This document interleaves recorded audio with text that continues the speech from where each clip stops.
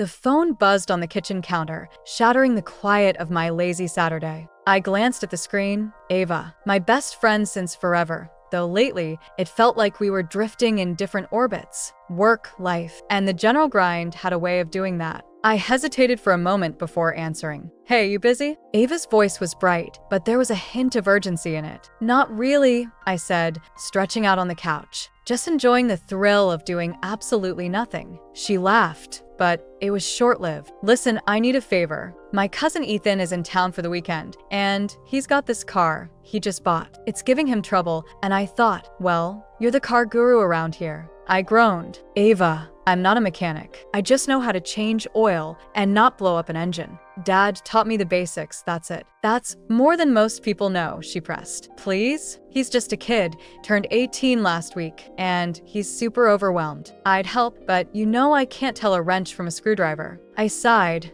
knowing I wasn't going to win this one. Fine. But you owe me. The address she texted led me to a modest rented house on the outskirts of town. The place had that temporary feel, like it was waiting for someone to come back and make it a home. And there, parked in the driveway, was the car, a beat-up sedan that looked like it had seen better days. Ethan was leaning against the hood, his hands shoved into the pockets of his jeans. He looked up as I approached, his face lighting up with a mix of relief and apprehension. You must be the car expert, he said, offering a tentative smile. Expert is a strong word, I replied, shaking my head. Let's just say I know enough to get us into trouble. He laughed, and it was a warm sound, one that seemed to ease the awkwardness between us. We spent the next hour tinkering with the car, checking the oil, inspecting the filters, and trying to decipher the mystery of why it wouldn't start. Ethan was eager to learn, asking questions with a curiosity that was both endearing and refreshing. Your dad taught you all this? He asked, watching as I tightened a bolt. Yeah,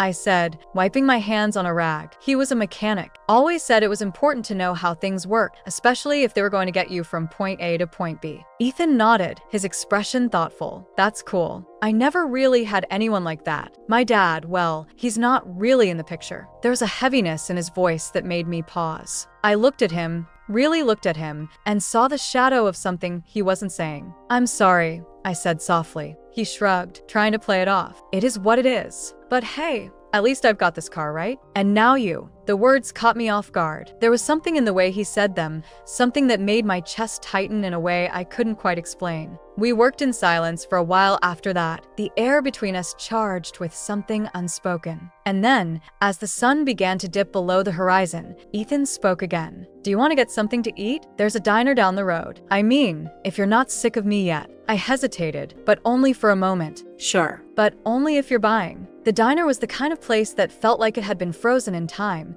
Vinyl booths, checkered floors, and a jukebox in the corner that played songs from a bygone era. We slid into a booth near the window, and for the first time, I noticed how Ethan's eyes caught the light. They were a deep brown, almost amber, and they seemed to hold a world of stories I hadn't even begun to uncover. We talked about everything and nothing, his plans for college, my job at the local bookstore, the books we loved, the music we hated. It was easy, this conversation, like we'd known each other for years instead of hours. And then, out of nowhere, he asked, do you ever feel like you're just waiting for something? Like there's this big thing out there, and you're just stuck, not knowing how to get to it? The question took me by surprise, mostly because it was something I'd asked myself 100 times before. All the time, I admitted. But I think that's just part of it. Life, you just have to keep moving, even if you're not sure where you're going. He nodded, his gaze fixed on me in a way that made my breath catch. I think you're right. The diner faded into the background as we sat there, the world narrowing down to the space between us. And in that moment, I felt something shift, something deep and unspoken, like the first crack in the ice of a frozen lake. Do you want to go for a drive? He asked, breaking the silence. It was a simple question,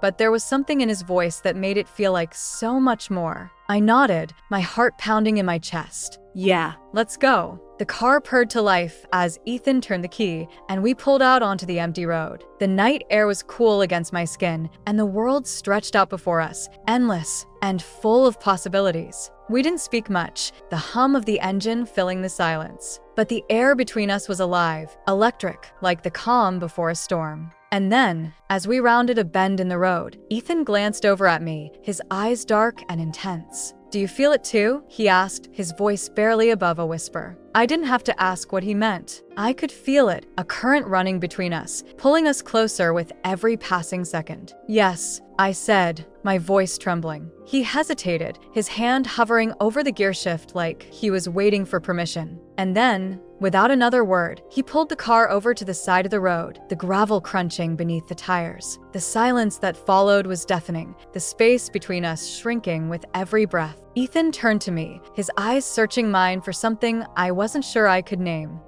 He started, but the words caught in his throat. I reached out, my hand brushing against his, and that small touch was all it took to make the world fall away. Our bodies moved without thought, instinct guiding us as we leaned in, the space between us disappearing completely. His lips met mine, soft and hesitant at first, like he was afraid I might pull away. But I didn't. I couldn't. The warmth of his mouth against mine sent a shiver down my spine, and I felt something inside me come alive, something I hadn't even realized was sleeping. The kiss deepened, our breath mingling as we lost ourselves in the moment. His hand cupped my cheek, his touch gentle but insistent, like he was afraid I might disappear if he let go. I didn't want to disappear. I wanted to stay right here, in this car, in this moment with him. But then, as quickly as it had started, he pulled back, his breath ragged, his eyes wide with something that looked like fear. I'm sorry, he said, his voice rough. I shouldn't have. I cut him off, my hand gripping his. Don't apologize, please. He looked at me, his eyes searching mine for something I couldn't name.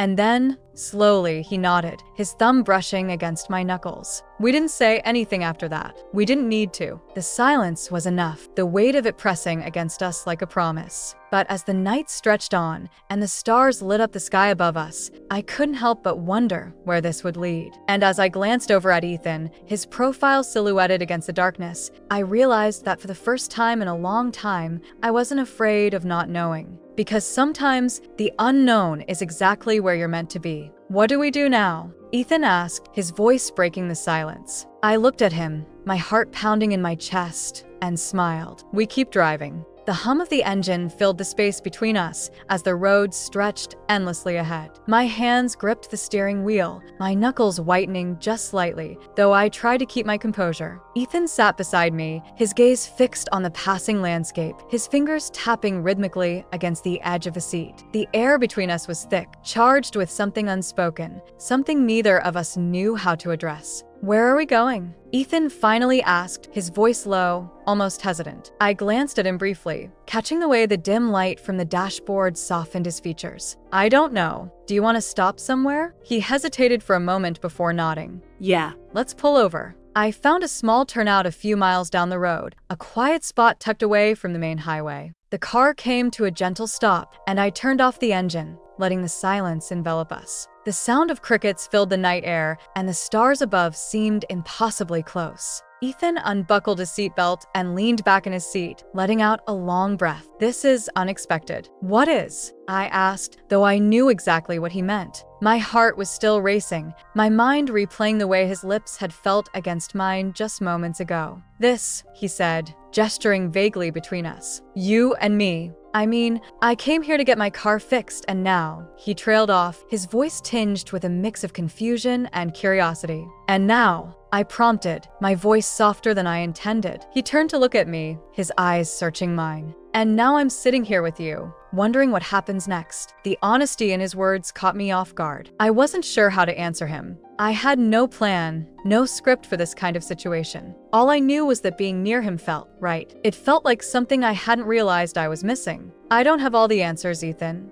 I admitted, my voice barely above a whisper. But I know that I want to see where this goes. Don't you? He didn't respond right away. Instead, he reached out, his fingers brushing against mine where they rested on the center console. The touch was tentative, almost shy, but it sent a shiver up my spine. I turned my hand over, letting our palms meet, his warm skin against mine. Yeah, he said finally, his voice steady. I do. We sat like that for what felt like hours, our hands intertwined, the weight of everything we hadn't said hanging in the air. It was strange how something so simple, the touch of his hand, could feel so monumental. I had never been one to believe in fate or destiny, but in that moment, it felt like the universe had conspired to bring us together. Eventually, Ethan broke the silence. "Do you think we're crazy?" For what?" I asked, though I knew exactly what he meant. "For this. For letting it happen." I thought about it for a moment, my thumb tracing small circles on the back of his hand. Maybe. But maybe crazy isn't such a bad thing. Life's too short to always play it safe, don't you think? He chuckled softly, the sound warm and comforting.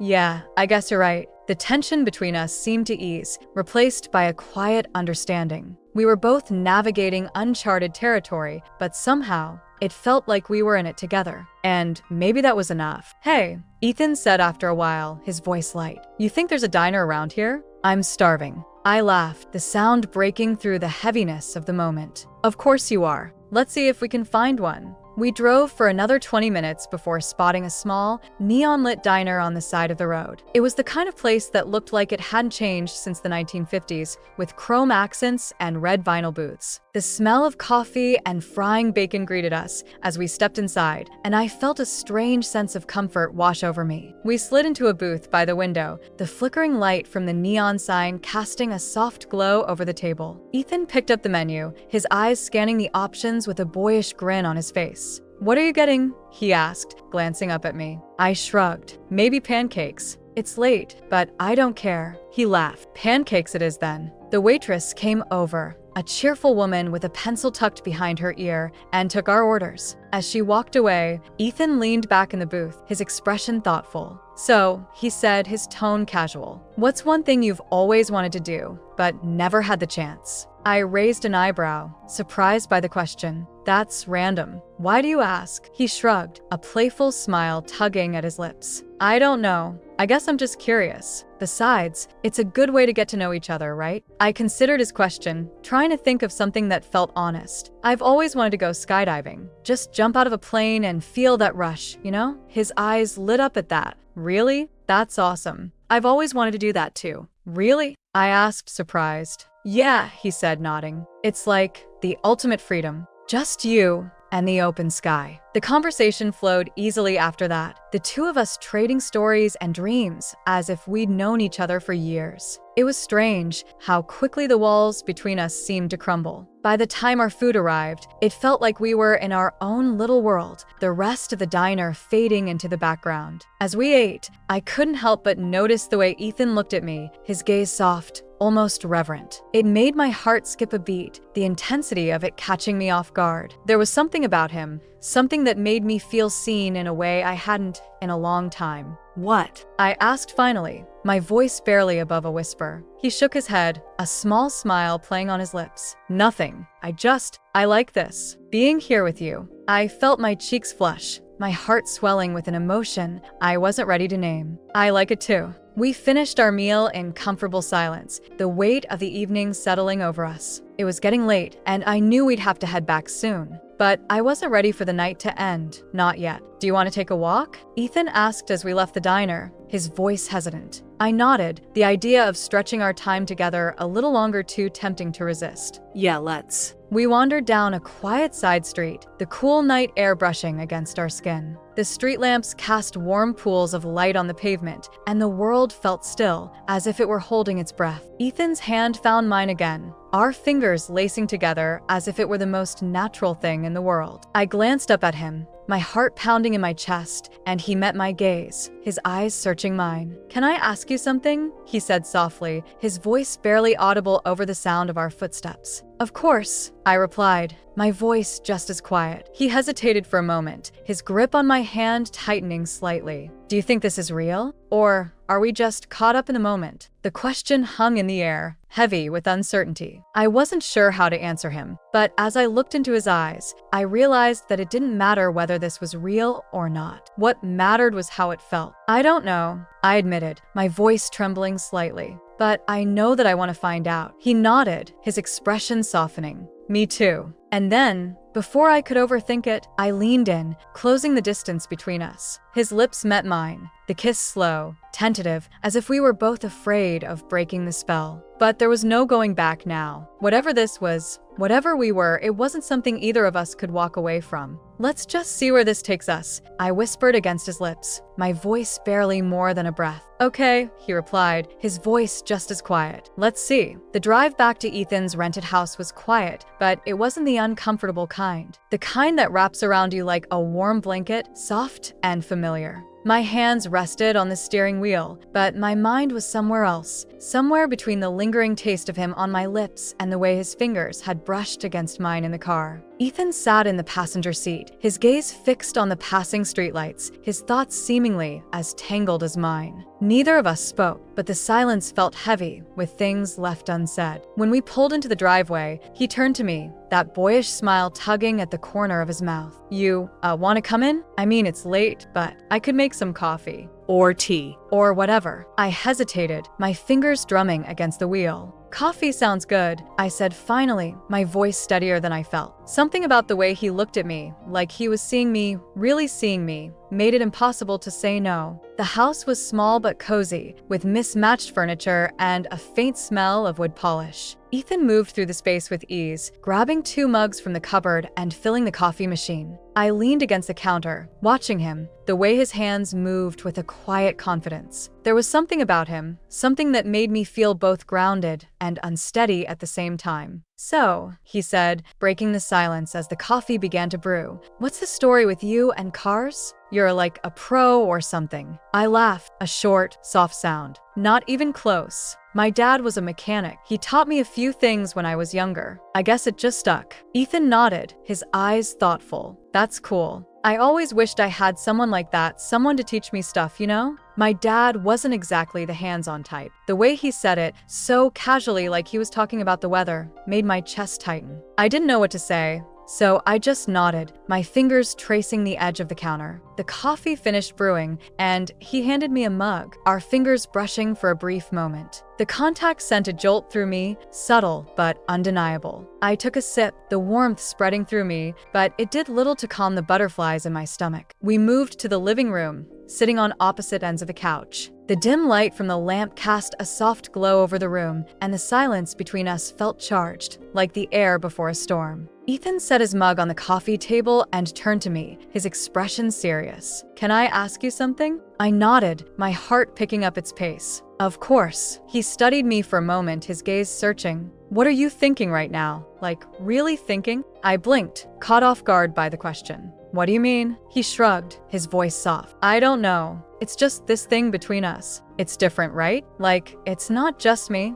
I set my mug down, my hands suddenly unsteady. "No," I said quietly. "It's not just you." He exhaled, a slow, measured breath, like he'd been holding it in. "Good, because I've been trying to figure out how to say this all night, and I don't want to mess this up." I felt my breath catch, the air between us growing thicker. "You're not messing anything up," I said, my voice barely above a whisper. He leaned in slightly, his eyes never leaving mine. "I don't know what this is, what we're doing, but I know I don't want it to stop." His words hung in the air, heavy and undeniable. I could feel the pull between us, magnetic and electric, and before I could think, before I could stop myself, I closed the distance between us. My lips met his, soft and tentative at first, but then deeper, more urgent. His hands found my waist, pulling me closer, and I melted into him, the world outside fading away. When we finally broke apart, breathing heavily, he rested his forehead against mine. "So," he said, his voice a little rough, "what now?" I hesitated, my heart racing. I didn't have an answer, not a clear one anyway. But I knew one thing for certain. I didn't want this to end. "I don't know," I admitted, my voice barely more than a whisper. "But I want to find out." He smiled, a slow, quiet smile that made my stomach flip. "Me too." We sat there for a while, just holding each other, the weight of the moment settling over us. It was strange, this feeling, like we were standing on the edge of something big, something that could change everything. And yet, there was a part of me that wasn't afraid. Eventually, Ethan pulled back slightly, his eyes searching mine. You should probably get some sleep. It's late. I nodded, though the thought of leaving felt wrong somehow. Yeah, you're right. He hesitated, like he was debating something, before he spoke again. You could stay if you want. I mean, there's a guest room. Or you could stay with me. His voice was quiet, almost tentative, and it sent a shiver through me. I knew what he was offering, what we were both dancing around, and the thought both terrified and excited me. I swallowed, my heart pounding in my chest. Okay, I said finally, my voice barely above a whisper. I'll stay. He nodded, a slow, almost imperceptible movement, and stood, holding out his hand to me. I took it, letting him pull me to my feet, and followed him down the hallway. The room was dimly lit, the bed neatly made, and I could feel the tension building with every step. When we reached the bed, he turned to me, his eyes dark and searching. Are you sure about this? He asked, his voice low. I nodded, my breath catching in my throat. I'm sure. He smiled, a soft, almost relieved smile, and slowly, carefully, he leaned in, his lips brushing against mine. The kiss was gentle, almost tender, and it sent a wave of warmth through me. His hands moved to my waist, pulling me closer, and I let myself melt into him, the world outside fading away. As we sank onto the bed, the weight of the moment settled over us, heavy and undeniable. There was no going back now, no pretending this wasn't real. And as his lips found mine again,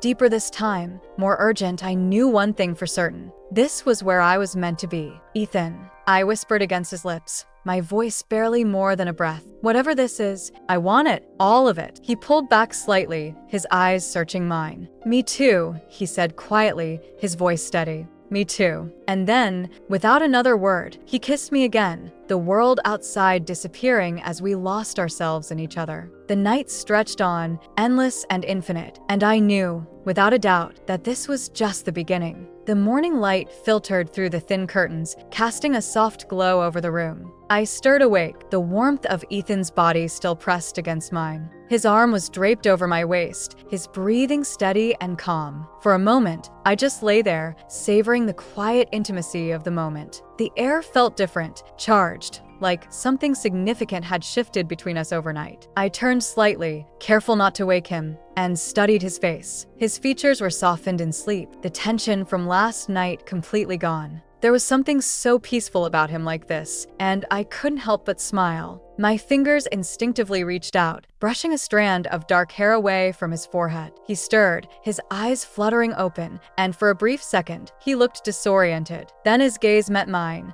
and a slow, sleepy smile spread across his face. Morning, he murmured, his voice gravelly with sleep. Morning, I replied, my voice just above a whisper. He shifted closer, his hand finding mine under the blanket. Did you sleep okay? He asked, his thumb tracing lazy circles on my palm. Better than I have in a long time, I admitted, feeling a blush creep up my cheeks. He chuckled softly, the sound low and warm. Same here. We lay there for a while, just holding each other, the silence between us comfortable and easy. It was strange how natural this felt. How right. Like we'd been doing this for years instead of just one night. Eventually, Ethan sighed and glanced at the clock on the nightstand. I should probably get up. My aunt's gonna wonder where I am. I nodded, though I didn't want to move. Yeah, I should probably head home too. He hesitated, then turned to face me fully. Do you want to grab breakfast or something? Before we head out, there it was again, that hesitation, that uncertainty. Like he was afraid I'd say no. Like he was afraid this was just a one-time thing. I reached up, brushing my fingertips along his jaw. I'd love to. The relief in his eyes was unmistakable, and he leaned in, pressing a soft kiss to my lips. Good, he said, his voice warm. Good. We got up slowly, the air between us heavy with unspoken words. We dressed in silence, our movements deliberate and unhurried. Every brush of his hand against mine, every lingering glance, sent shivers down my spine. It was like we were both trying to memorize every detail of this moment, storing it away for later. When we were ready, we stepped out into the cool morning air. The sun was just beginning to rise, painting the sky in hues of pink and orange. It felt like the world was waking up with us, like we were the only two people in it. We found a small cafe nearby, tucked away on a quiet street. The place was cozy, with mismatched tables and chairs, and the scent of fresh coffee hanging in the air. We ordered pancakes and coffee, sitting across from each other at a small table by the window. So, Ethan said, stirring a spoonful of sugar into his coffee. What happens now? I looked at him, my heart skipping a beat. What do you mean? He shrugged, his eyes fixed on his coffee cup. I mean this. Us. I don't want to just let this go, you know? I reached across the table, taking his hand in mine. Me neither, I said softly. I don't know what this is exactly, but I know I don't want it to end. He looked up then, his eyes searching mine. Neither do I. We stayed like that for a moment, our hands intertwined, the rest of the world fading away. Then he smiled, a small, tentative smile, and said, "So we'll figure it out, right? Together? Together?" I agreed, feeling a warmth spread through me. After breakfast, we walked back to his place, our fingers laced together. The streets were still quiet, the morning calm, undisturbed. When we reached his house, he turned to me, his expression serious. "I don't know what's gonna happen next," he said quietly, "but I know I want you in my life, however that looks." I nodded, my throat tight with emotion. "Me too, Ethan. Whatever this is, I'm all in." He pulled me into a hug, his arms tight around me. I buried my face in his shoulder, breathing in the scent of him, fresh and warm and familiar. When he finally let go, he leaned in, pressing a soft kiss to my lips. "I'll call you later, okay?" he said, his voice low. "Okay," I whispered, my heart pounding in my chest. He watched as I walked to my car, his hands shoved in his pockets. I gave him one last wave before driving off, my mind spinning with possibilities. The rest of the day passed in a blur. I tried to focus on my tasks, laundry, cleaning, answering emails, but my thoughts kept drifting back to Ethan, to the way he'd looked at me this morning, to the way his hands had felt on mine. By the time evening rolled around, I couldn't take it anymore. I grabbed my phone and called him, my heart racing as the phone rang. "Hey," he answered, his voice warm and welcoming. "Hey," I said, trying to sound casual. "I was just wondering what you were up to." There was a pause, and then he chuckled. "I was actually just thinking about you, wondering if you want to come over. Maybe watch a movie or something." The relief that washed over me was immediate. "I'd love to." "Good," he said, and I could hear the smile in his voice. "I'll see you soon." I hung up, my heart pounding as I grabbed my keys and headed out the door. The drive to his place felt like it took forever, my nerves buzzing with anticipation. When I finally pulled up, he was waiting for me on the porch, a soft smile on his face. "Hey," he said as I walked up the steps. "Hey," I replied, my voice barely above a whisper. He reached out, brushing a strand of hair away from my face. "I'm glad you came." "Me too," I said, my heart skipping a beat. He stepped closer, his eyes searching mine. "So, what do you want to do?" I looked at him, the air between us thick with tension. "I don't know," I said softly. "What do you want to do?" He smiled, a slow, knowing smile, and leaned in, his lips brushing against mine. "This," he whispered, his voice low and warm. And then he kissed me, his hands sliding around my waist, pulling me closer. The world outside faded away, leaving just the two of us, lost in each other, the future stretching out before us, full of endless possibilities. "Ethan," I whispered against his lips, my breath ragged. I know," he said, his voice just as unsteady. "Me too."